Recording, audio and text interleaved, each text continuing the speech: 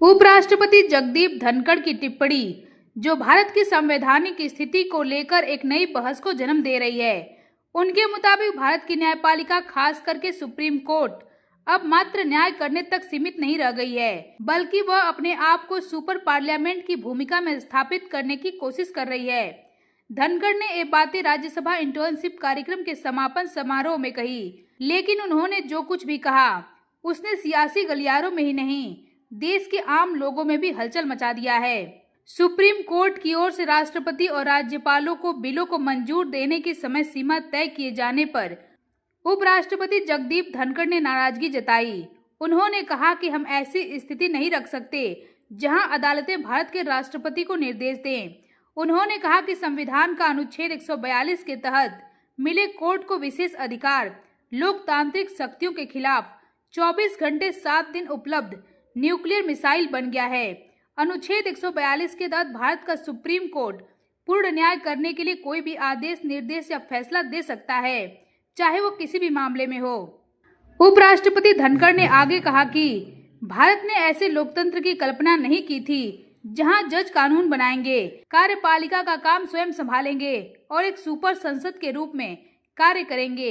1 महीने हो गए, केस वाले जज पर FIR तक नहीं हुआ। उपराष्ट्रपति ने अपनी चिंता व्यक्त करते हुए कहा, सुप्रीम कोर्ट सुपर संसद न बने, वह राष्ट्रपति को आदेश नहीं दे सकते हैं। 1 महीने हो गए, केस वाले जज पर FIR तक नहीं हुई और इस मामले की जांच 3 जजों की समिति कर रही है। लेकिन जांच करना कार्यपालिका का क्षेत्र है, जांच करना न्यायपालिका का क्षेत्र नहीं है।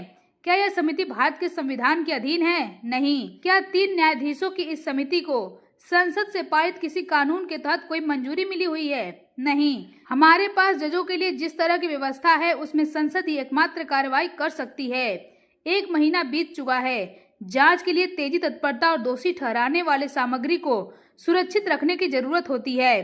धनखड़ ने आगे कहा, देश के नागरिक होने के नाते, मैं इस पद पर आसीन होने के नाते मैं चिंतित हूँ। क्या हम कानून के शासन को कमजोर नहीं कर रहे हैं?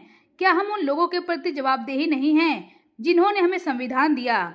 मैं सभी संबंधित पक्षों से आग्रह करता हूं कि वे इसे एक परीक्षण मामले के रूप में देखें। इस समिति के पास क्या वैधता और अधिकार क्षेत्र हैं? क्या हम एक वर्ग द्वारा बनाए गए कानून और उस वर्ग द्वारा बनाए गए कानून के बीच संविधान के बजाय, संसद के बजाय अलग अलग कानून रख सकते हैं? मेरे अनुसार समिति की रिपोर्ट में कानूनी आधार का अभाव है।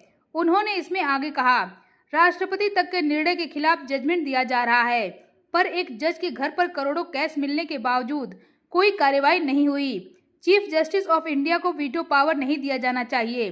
अगर सुप्रीम कोर्ट के मुख्य न्यायाधीश को सारी शक्ति दे देंगे तो ये खतरनाक साबित हो सकता है।